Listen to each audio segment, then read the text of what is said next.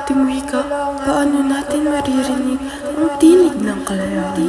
O kaya ang isang simpleng salitang tulad ng kalayaan?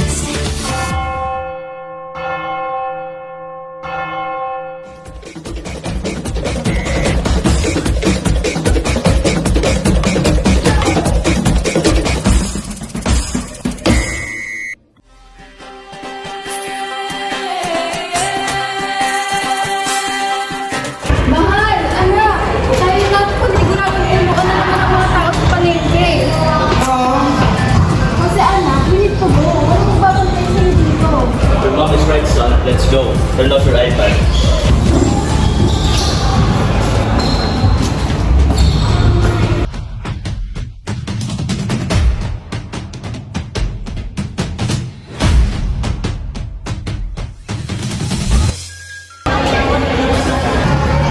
Mom, look at that. I want that. Let's go, Daddy. Tingnan natin. Tara.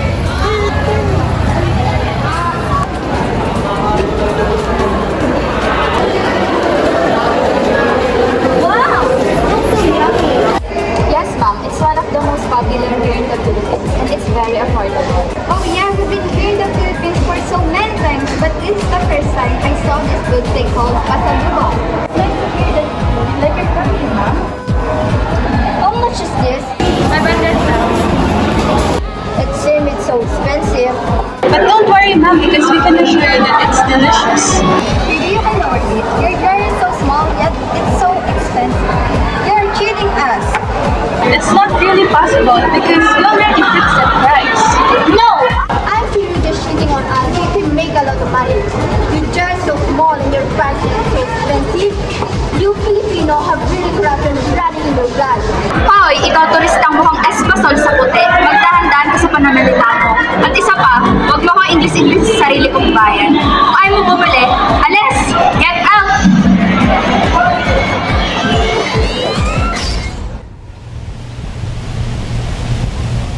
Benjamin, napapansin ko mas pinagtutuunan mo ang ibang lengguwahe at mas binabaliwala mo ng iyong sariling wika. This is the first language I used to know while growing up, Mom. It's much more cooler to speak in that way because of what I have watched from the YouTube Kids videos. Hindi maaaring mas pinahalagahan mo ang wikang Ingles kaysa sa Tagalog. Kailangan mo masanay at matuto ang wikang Tagalog. Darating na mo ba ng wika sa eskwelahan? Wala kang sapat na kaalaman sa sarili nating wika, pati na rin sa sarili nating tradisyon. Inaasahan pa naman ng iyong guro na makasali ka sa pagtutula.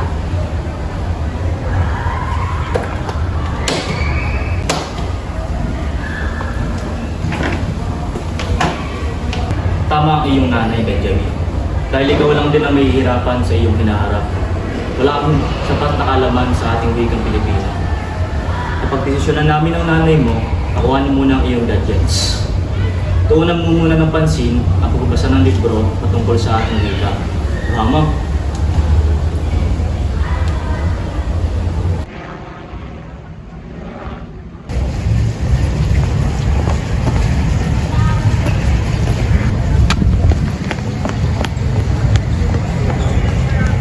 Tara! Looks ang tinik ng laro natin! Bata, gusto mong sumali sa amin? Can I? Sige, turuan ka namin!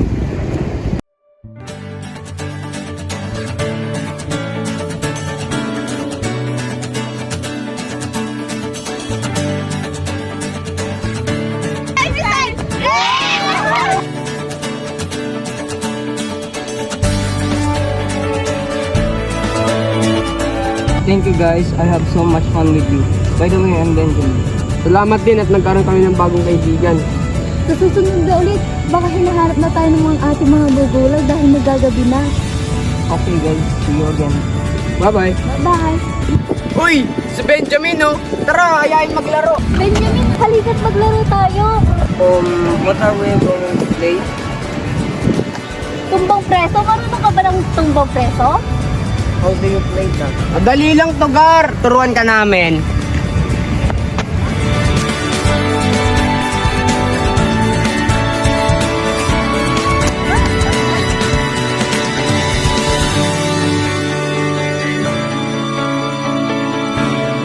Benjamin, gusto mo ulit maglaro?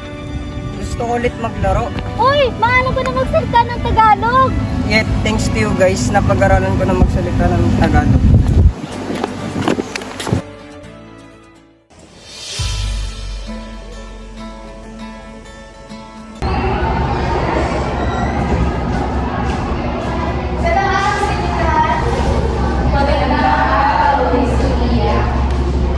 Paalahanan ko lamang kayo sa ating darating na palisahan ng tema ay Wikang Pilipino, Wikang Pagpalay.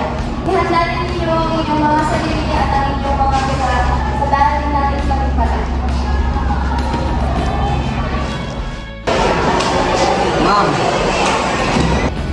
Oh, Benjamin. may mga katanungan po sana ako.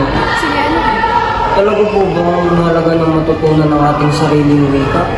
Sabi po kasi ng mga magulang ko, marami daw po ang matututunan na aral dito sa wikang ito. Oo naman, tama ang iyong mga magulang. Bakit po? Eh, bukod na nasa Pilipinas tayo, ginagamit rin natin ang ating wika para sa pang-araw-araw na komunikasyon sa ating bansa. At ito rin ang nagpapanatili ng ating kultura at kasaysayan. Talaga po? Halika, umupo tayo at mapapahabang ating usapan. Alam mo ba, noong unang panahon ay wala pang sariling wika ang Pilipinas.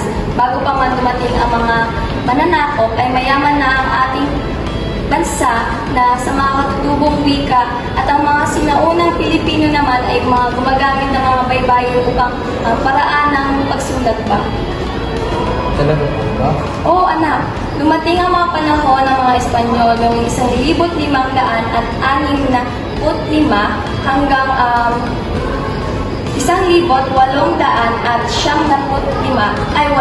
at sinubukan nilang gawing opisyal ang wika ng Espanyol at hindi ito nagtagal dahil malawak sa buong bansa ang dahil ang mga praile ay nagturo ng mga ito ng mga wikang lokal at sa halip na Espanyol. Dahil naman dito ay ang iba't ibang wika naman ang katutubo ang patuloy na ginagamit ng mga Pilipino sa kanilang araw-araw na ugnayan. Ano po sunod na nangyari pagkatapos nito? Panahon naman ng mga Amerikano noong 1898 hanggang 1904 ay pinakilala nila ang Inglesa bilang opisyal na wika ng gobyerno at edukasyon. Ngunit hindi pa naging malalim ang bahagi ng ang araw-araw na wika ng mga Pilipino kahit pa kumalat ito. English? That's my favorite language. Benjamin, anak, noong ika-19 na siglo, nagkaroon ng panawagan para sa pagkakaroon ng sariling wika bilang simbolo ng pagkakakilanlan ng bansa sa ilalim ng pamumuno ni Pangulong Manuel L. Quezon. Ang Tagalog ay pinili bilang pambansang wika na tinatawag ng wikang pambansa. Kaya naman ang pagkakaroon ng sariling wika ay naging bahagi ng pambansang pagkakakilanlan, pagpapahayag ng kultura, paglalaban para sa kalayaan ng mga Pilipino. Tunay po ba talagang napakaganda ang ating wikang ito? Tama ka, anak. Ngayon naiintindihan ko na ang tunay na pangyayari kung bakit ang ating wika ay talagang napakayaman at napakasikat, kumbaga. Natutuwa ako sa inyo, Benjamin, dahil naniniwala din ako dahil gamit sa ang iyong puso at boses ang magwawagi ka sa patimpalang na ito. Maraming salamat po. Marami po ang natutunan sa inyo. Dahil po sa inyo, natutunan po kung paano ang kahalagahan ng wikang ito. At hindi lamang po iyon. Marami po akong kailangan na malaman o masuri tungkol sa wikang ito. Walang anuman at sana ay matupad mo ang iyong mga pangarap sa hinaharap. Salamat po.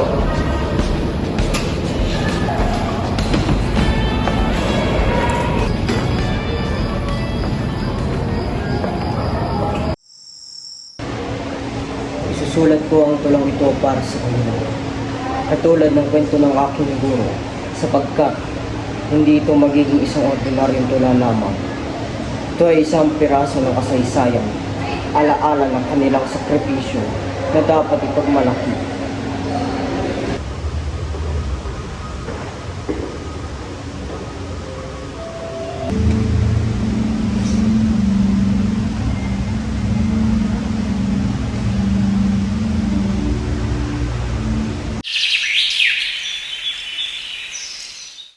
Kailangan kong bigay lahat ng aking makakaya dahil sila nagbigay ng inspirasyon sa akin upang may lahat gumawa ng tulong ito. Ang tulong ito ay may mga pangarap ng ating bansa ay lalahad ko lamang para sa inyo.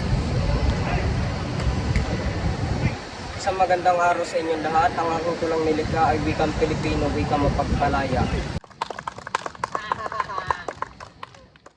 Nung wala pa yung mga tinig, pinatahimik, mga salitang hiram, puso'y naipit. Sa dayuhang wika, diway naglaho, kaluluwang naglakad, walang totoo. Ngunit dumating ang sariling atin, wikang Pilipino, sa puso'y naguminti. Dito nagsimula ang ating kalayaan. Sa sariling salita, tayo nagpapatunayan. Sa bawat pantig, bitbit ang laban, wikang mapagpalaya sa daan ng bayan. Ngayon malaya, taas noong sumisigaw, ang wikang atin sa mundo'y umaapaw.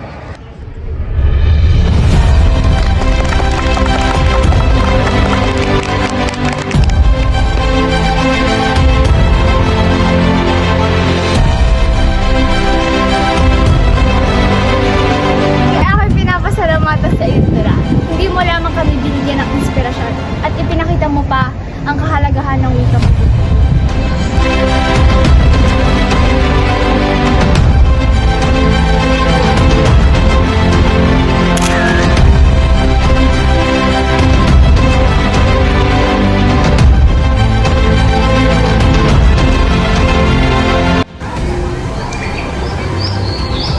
Mga bata, panoorin natin ang isang espesyal na pagtatangka na ginawa ni Benjamin sa patimpalang ng pagtula. Magiging expression ito sa atin. Sino po si Benjamin, ma'am? Siya ay isang estudyanteng tulad ninyo mga bata na nagwagi sa patimpalang sa pagtula. Ngayon ay panoorin natin at tayo ay matuto sa kanyang mga salita. Nung wala pa yung mga tinig, pinatahimik, mga salitang hiram, puso'y naipit. Sa dayuhang wika, diway naglaho, kaluluwang naglakad, walang totoo.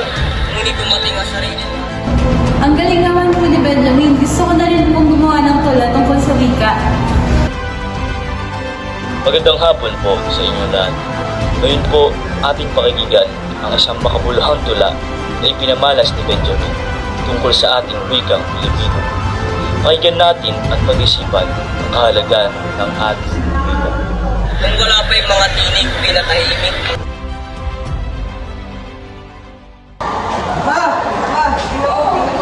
Ano ba yan ang sobra sa iyo ata? Tanggap na ako. Talaga ba, anak? Ano ba yan? Ba't ang ingay nyo? Magabi. Anak, tignan mo. Natanggap si Benjamin sa Switzerland. Magkakutang na rin natin pangarap. Para sa inyo po yan.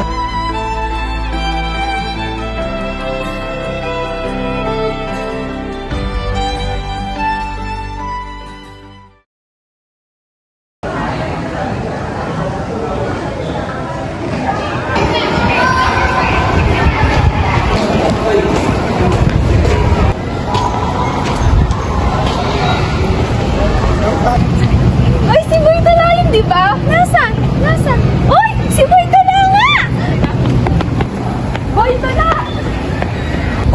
mga Pilipino pala dito. Hindi ko inaasahan na may mga kalahi pala ako rito. Palagi namin pinapanood ang iyong mga tula. Dahil sa'yo, marami na ako napanalong kompetisyon. Ang sarap namang pakinggan kung ginawa mong motibasyon ng aking tulang nilikha. Maaari ba kami makakuha ng litrato kasama ka? Sige, walang problema. Maraming salamat po. Mag-iingat kayo. Sige, wala na ako.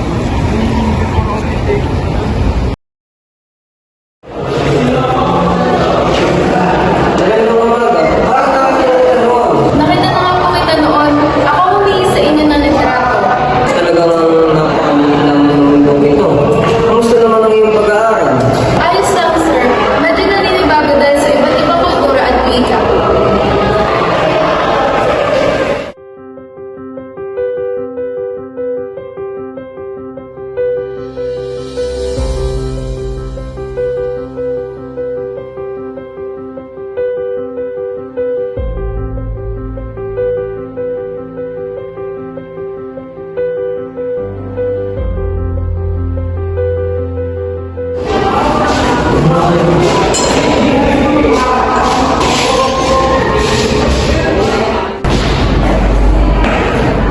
Kamusta ang pag-aanda mo para sa pag-exam?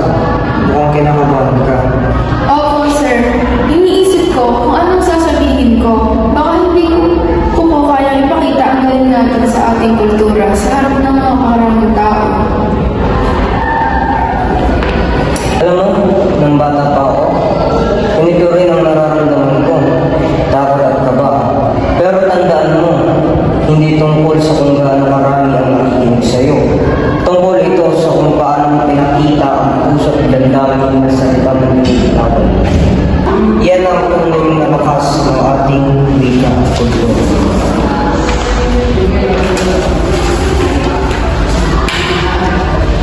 Huwag mong kalimutan ng ating wika ay ating kaluluwa.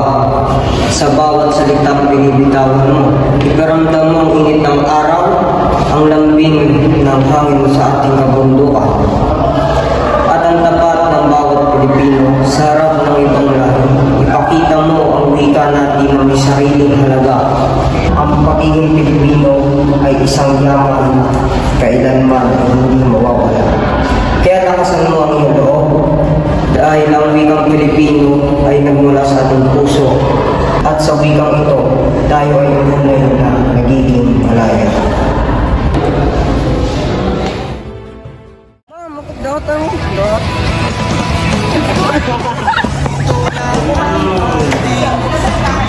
Ba't may atik din na yun?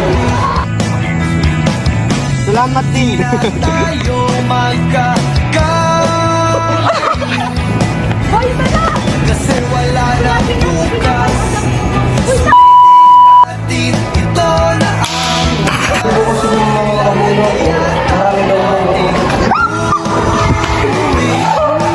Panalin ng ating wika Pilipino. Diba mo?